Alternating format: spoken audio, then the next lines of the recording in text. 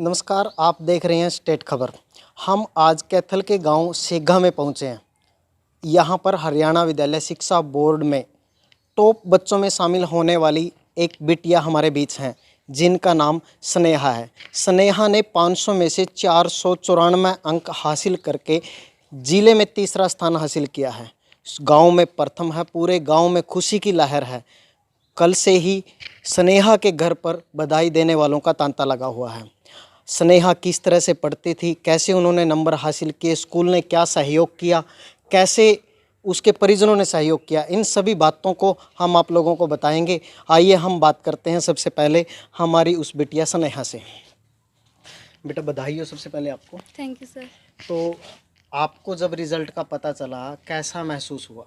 मुझे बहुत खुशी हुई, इतना अच्छा रिज़ल्ट आया तो मैंने उम्मीद नहीं की थी, इससे अच्छा रिज़ल्ट आ गया। मतलब बहुत खुशी हुई, सभी को परिवार में बहुत खुशी हुई। आपने अपनी तैयारी को कैसे किया? मैंने जो टीचर करवाते थे ना वो पूरा काम किया, और उससे एक्स्ट्रा अगर टाइम बचता था तो कर जाती थी। और मतलब जो टीचर करवाते थे ना वो मेन था, तो वो मैंने पूरे अच्छे से जैसे स्कूल से अलग ट्यूशन तो नहीं थी। मेरे भाई बहन जो हैं उन्होंने बड़े मेरे से उन्होंने बहुत सपोर्ट किया, जो भी प्रॉब्लम होती थी उनसे पूछ लेती थी। और जो मेरे टीचर्स हैं, पेरेंट्स हैं, सब ने बहुत सपोर्ट किया, उनकी वजह से ये रिज़ल्ट है। और सबसे पहले जो स्कूल का माहौल है वो बहुत अच्छा था, टीचर बहुत अच्छे थे स्कूल में। कैसे आप तैयारी करते थे? बस सुबह उठ के स्कूल में आते थे तो जो भी टीचर करवाते थे वो पूरे ध्यान से करते थे, और उसके बाद घर जाके वो पूरा काम करते थे। और फ़ोन तो बिल्कुल नहीं चलाया मैंने, और मतलब काम से ही जो चाहिए होता था तभी लेती थी। फ़ोन की आप बात कर रहे हो, नहीं चलाया। कोरोना काल में फ़ोन ही एक ऐसा माध्यम था जिससे तैयारियां हुई हैं, और काफ़ी बच्चों ने फ़ोन को यूज किया है तैयारी करने में। आपने ऐसा क्यों नहीं किया? मेरे भाई बहन थे जो मेरे से उन्होंने करवा दिया था सारा। तो आपके स्कूल ने किस तरह से सहयोग किया? कैसे तैयारी होती है स्कूल में? यदि आपको दूसरे स्कूलों के बारे में पता हो तो क्या अंतर है दोनों स्कूलों के बारे में?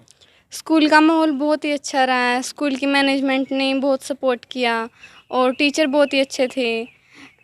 जो भी स्कूल में हर रोज़ मतलब सारा काम अच्छे से करवाया जाता था, टीचर बड़ी लगन से काम करवाते थे। तो जिस लगन से टीचरों ने काम करवाया, आप लोगों ने उसी लगन से काम किया। यस। आपकी टाइम मैनेजमेंट क्या थी वो बताओ अब हमें। टाइम तो बस स्कूल से जाके घर पे 2 घंटे पढ़ते थे, सारा काम कर लेते थे उसमें स्कूल का, और स्कूल में जो टाइम बचता था उसमें भी कर लेते थे। आपकी इस कामयाबी के पीछे किन किन लोगों का हाथ है वो बताओ हमें। परिवार, स्कूल, दादाजी, मामा, जो भी हैं। मेरे पेरेंट्स और स्कूल के टीचर्स सभी का बहुत सपोर्ट रहा है मेरी इस कामयाबी में, और सभी ने बहुत सपोर्ट किया। मम्मी पापा दादा ने बहुत ज़्यादा, और स्कूल में भी बहुत ज़्यादा सपोर्ट किया टीचर्स ने। आपके किस सब्जेक्ट में कितने अंक हैं वो भी बताइए। मेरे साइंस में 99, हिंदी में 99, सोशल साइंस में 98, मैथ्स में 100, म्यूज़िक में 98, और इंग्लिश में भी 98 मार्क्स हैं। तो स्नेहा ने 494 अंक किस तरह से हासिल किए, कैसे उन्होंने तैयारी की, इन सभी बातों के बारे में हमें जानकारी मिली। अब हम आपकी बात करवाएंगे स्कूल की प्रिंसिपल से। प्रिंसिपल मैडम से हम जानेंगे कि स्कूल में किस तरह से उन्होंने मैनेज किया, जैसे बच्चे हमारे टॉप में रहे हैं। तो मैडम क्या आपकी मैनेजमेंट रही है स्कूल की, बताइए। सबसे पहले तो सर जैसे बच्चों को हमने इन्फॉर्म किया, एडवाइस किया, भी बेटा जितना भी आपने करना है यहाँ पे करो, आपके लिए टीचर यहाँ पे अवेलेबल है। जितनी बार आप पूछना चाहते हो, समझना चाहते हो, कोई भी कंसेप्ट अगर आपका क्लियर नहीं है, कितनी बार पूछो। आपके सब्जेक्ट से रिलेटेड दो दो तीन तीन टीचर यहाँ पे उपलब्ध है, तो आप किसी भी टाइम पूछ सकते हो। स्कूल का परिणाम कैसा रहा? बहुत अच्छा रहा सर, 100% हमारा रिजल्ट रहा है। जैसे 24 स्टूडेंट है हमारे स्कूल में, तो उसमें से 13 बच्चों की प्योर मेरिट है। तो मैडम अपने स्टाफ को क्या कहना चाहोगे आप? हमारा सारा स्टाफ बधाई का पात्र है जी। जैसे मोस्टली हर बार हमारा जो रिजल्ट है वो टॉप करता है, आसपास के गांव को सभी को टॉप करता है, और इस बार भी हमारे बच्चों ने टॉप किया है। तो हमारा जो स्टाफ है वो बिल्कुल बधाई का पात्र है और सहयोगी है, पूरा कोऑपरेट करते हैं बच्चों का। तो अब हम बात करवाते हैं स्नेहा के दादाजी से, जो कि आर्मी से रिटायर हैं। सर, क्या कहना चाहोगे? बिटिया जो है ना, ये होनहार है, मेरी पोती है, सबसे छोटी है ये। मेरी इससे पहले 3 पोतियों ने इसी स्कूल से मैट्रिक पास की है। उन्होंने 94 और 95% के हिसाब से नंबर लिए। एक ने तो 95.5 लिए। तो मैंने उन पोतियों से के कंपटीशन के बारे में मेरी सबसे छोटी पोती को एडवाइस किया कि तूने स्नेहा इनका सबका नंबर काटना है। यस दादा, इन्होंने बोला यस दादा। इन्होंने एग्री कर लिया और ये करके दिखाया। स्नेहा को आप क्या बनाना चाहते हो? स्नेहा के ऊपर जो जैसे मैं पूछता हूँ आप क्या बनना चाहते हैं, तो ये 2 चीज़ों को लाइक करती है, IPS और IAS। तो परिवार की तरफ से कितना सहयोग मिल रहा है उनको? 100% सहयोग है। अच्छा जी। तो स्नेहा हमें बताएगी कि वो कैसे IPS बनना चाहेंगी। क्या तैयारी है स्नेहा आगे की बेटा? अभी स्कूल में जीके करवाई जाती थी, वो कर लेते हैं, और डेली न्यूज़पेपर में जो करंट अफेयर्स आते हैं वो भी पढ़ते हैं, और मतलब जो पीछे का सिलेबस है वो भी सारा रिवाइज करते रहते हैं। IAS IPS के लिए तैयारी कहाँ पर होगी, कैसे होगी, इस सभी के बारे में आपने जानकारी ले ली है तो आप कब से उसको शुरू करना चाहोगे? अभी मैं +1 नॉन मेडिकल से कर रही हूँ, तो +1 और +2 में साथ में कोचिंग रखूँगी। हम अब स्कूल के MD सर से बात करेंगे कि वो उनका क्या कहना है अपने पूरे स्कूल के मैनेजमेंट के बारे में, बच्चों के नंबर के बारे में, वो कैसा महसूस करें। सर बताइए हमें। नमस्कार केदारनाथ जी। अभी जो स्कूल में इतना अच्छा रिजल्ट आया है उसके पीछे मैनेजमेंट का 24 घंटे का चिंतन है। तो हर समय मैनेजमेंट ये सोचती है कि हमने बच्चों को ज़्यादा से ज़्यादा अच्छा बनाने के लिए क्या क्या करना है। जैसे एक अच्छे टीचर्स अवेलेबल करने हैं, हम ये सोचते हैं कि अच्छा टीचर हमारे स्कूल में आए, और जब टीचर अच्छा हमें मिल जाता है तो वो टीचर यहाँ टिकाऊ रहता है। कई बार क्या होता है टीचर जल्दी चले जाते हैं, लेकिन यहाँ जो टीचर आ गया अगर अच्छा है वो, तो यहाँ लगभग वो रहता ही है, सरकारी जॉब पे ही जाता है, नहीं तो फिर यहाँ रहता है। वो टीचरों का बहुत अच्छा रोल है इसके अंदर, क्योंकि अच्छे टीचर हम देते हैं। और बच्चों से हम बात करते हैं, भाई आप है ना खुल के हमें बताइए कि कोई टीचर आपको समझ नहीं आ रहा किसी का, तो हम उससे मिलेंगे, कहेंगे उसको। और दूसरा ये है कि हमारे जो बच्चे नर्सरी से आते हैं वो लगभग 99% मेरिट में रहते हैं, और बाद में जो बच्चे 6th से ऊपर के आते हैं उनका हम टेस्ट लेते हैं यहाँ पर। और 9th से ऊपर के बच्चे बहुत ही कम लेते हैं हम, 12 के बहुत कम। विशेषकर लड़कियाँ ज़्यादा आती हैं, लेकिन जो लड़के आते हैं उनका टेस्ट रखते हैं हम। कहीं कोई ऐसा बच्चा हमारे स्कूल में आ जाए, थोड़ा दूसरे बच्चे का माहौल के ऊपर भी असर पड़े, तो इस बात का हम विशेष ध्यान रखते हैं। हम स्ट्रेंथ की ओर नहीं जा रहे, हम क्वालिटी की ओर जा रहे हैं। और केदारनाथ जी लगभग 22-23 साल से हमारा स्कूल चल रहा है, तो हर बार हमारे रिजल्ट बहुत अच्छे आते हैं, 100% ही आते हैं, और हमें संतुष्टि होती है। ये मतलब हमें जब बच्चे इतना अच्छा रिजल्ट देते हैं तो हमें बहुत आनंद होता है।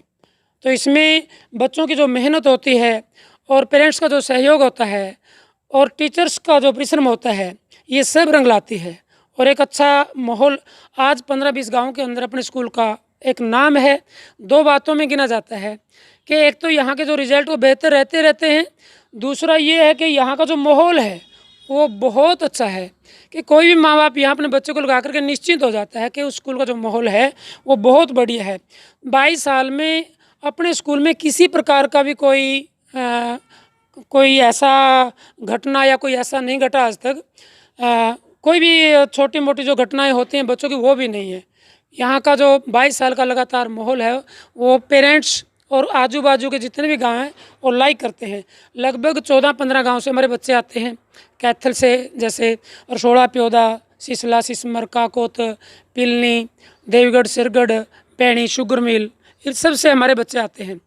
और माहौल को देख करके ज़्यादा पेरेंट्स हमारी तरफ आकर्षित होते हैं। और जब माहौल बच्चों को अच्छा मिलता है तो बच्चे ये परिणाम लेके आते हैं, क्योंकि बच्चे को सबसे पहले अनुकूलता चाहिए पढ़ने की। यदि बच्चे को डिस्टर्बेंस होगी तो बच्चा पढ़ नहीं पाएगा। हम सबसे पहले बच्चे के लिए अनुकूल माहौल तैयार करते हैं। तो उससे जो बच्चा है वो कम समय में ज़्यादा अंक प्राप्त कर लेता है। जैसे अभी कहा मैंने ट्यूशन नहीं लगाया, लगभग 5.5 या 6 घंटे हम पढ़ाते हैं और बच्चों को यही बोलते हैं बेटा अगर आप 5.5 या 6 घंटे भी न्याय देंगे तो हम 6 या 7 मंथ में आपकी क्लास पार करा सकते हैं, क्योंकि कोई ज़्यादा मोटी किताबें नहीं होती। तो आजकल नहीं तो बच्चे सुबह उठते ही बैग उठाते हैं, ट्यूशन जाते हैं, फिर स्कूल में जाते हैं, स्कूल से जाने के बाद फिर वो ट्यूशन पे जाते हैं, तो जिससे वो माता पिता और भाई बहन को उन को मिल नहीं पाते, तो माता पिता के जो प्यार से उससे वंचित रहते हैं। और जो माता पिता प्यार नहीं मिला वो माता पिता से भी कट जाते हैं बच्चे धीरे धीरे, क्योंकि माँ बाप का प्यार भी मिलना ज़रूरी है, दादा दादा का प्यार भी मिलना ज़रूरी है। तो इसलिए आज जो समाज में एक पढ़ाई का हुआ बना हुआ है, पढ़ाई इतनी मुश्किल नहीं है, बिल्कुल भी मुश्किल नहीं है इतनी। यदि हम जैसे अभी स्नेहा बिटिया ने कहा ना, भाई जो स्कूल का काम था मैं डेली का डेली काम करती थी और एक्स्ट्रा भी कर लेती थी, जो काम मिलता है डेली करती थी। एक बार मैंने इसको ना 6 साल पहले एक लेसन पढ़ाया, क्लास में मैं टीच करता था उस टाइम, अभी थोड़ा बाहर का काम ज़्यादा हो गया। तो उस टाइम लेसन पढ़ाने के बाद दोबारा जब मैंने इससे लेसन सुना, इसने पॉइंट टू पॉइंट लेसन सारा सुना दिया। तो तभी से मुझे एक इसके अंदर दिखाई देने लगा इसका भविष्य कि ये लड़की नाम रोशन करेगी। जिसने 4th क्लास के अंदर complete lesson point two point सुना दिया तो मुझे बहुत खुशी हुई। तो तभी से लगा कि ये लड़की नाम रोशन करेगी। और इसकी सिस्टर जो पहले रिम्पल थी वो भी स्टेट पोजीशन लेके गई है, और जो श्वेता थी वो भी एक अच्छी पोजीशन में रही है यहाँ। तो बहुत सूबेदार जी का इसमें बहुत सहयोग है, क्योंकि इन्होंने भी जो परिवार में माहौल है वो दिया है। कई बार केदारनाथ जी क्या होता है, प्राइवेट स्कूल में बच्चों को लगा करके पेरेंट्स क्या कहते हैं, भाई आप ही देखो, हमने तो प्राइवेट में लगा दिया, हम नहीं संभालेंगे। लेकिन परिवार और स्कूल दोनों कोऑपरेट करेंगे तभी बच्चे आगे बढ़ेंगे। यहाँ हमारे पास 6 घंटे रहते हैं, परिवार में 18 घंटे रहते हैं, तो परिवार ने भी संभालना पड़ेगा बच्चों को। हम देखते हैं ग्रामीण एरिया में ज़्यादा बच्चे आते हैं, तो ग्रामीण एरिया में जो पेरेंट्स हैं, जो सभी गांव के लोग हैं, वो अपने अन्य काम धंधों को ज़्यादा टाइम देते हैं, जैसे खेती बाड़ी को, पशु को। तो तब उनसे बात करते हैं, हम पशु को भी संभालिए, खेती बाड़ी को संभालिए, लेकिन अपने बच्चों को भी संभालिए। इनका थोड़ा एक संग का ध्यान रखिए, वे किनके साथ बैठते हैं, किनके साथ ये खेलते हैं, ये भी बहुत मायने रखता है। यहाँ हम संभाल कर रखते हैं तो घर में भी पेरेंट्स ने इतना ध्यान देना पड़ेगा मेरा बच्चा कहीं गलत संग ना कर ले, तभी ये एक अच्छे अचीवमेंट को छुएंगे। तो घर का भी पूरा सहयोग होना चाहिए, केवल स्कूल का नहीं। पेरेंट्स को समझना पड़ेगा कि हमारा भी उतना ही सहयोग है और हम भी इनके गुरु हैं। हमारे को स्कूल के मैनेजमेंट ने पूरा बताया कि वो किस तरह से बच्चों का यहाँ पर ध्यान रखते हैं, किस तरह से पढ़ाई करवाते हैं, कैसे उनको आगे बढ़ने की शिक्षा देते हैं, किस तरह से वो अपने स्टाफ को रखते हैं, पूरी जानकारी दी। उधर हमें स्नेहा ने बताया कि वो अब IPS बनना चाहती हैं, जिसकी तैयारी के लिए उनके दादाजी उनका पूरा सपोर्ट कर रहे हैं।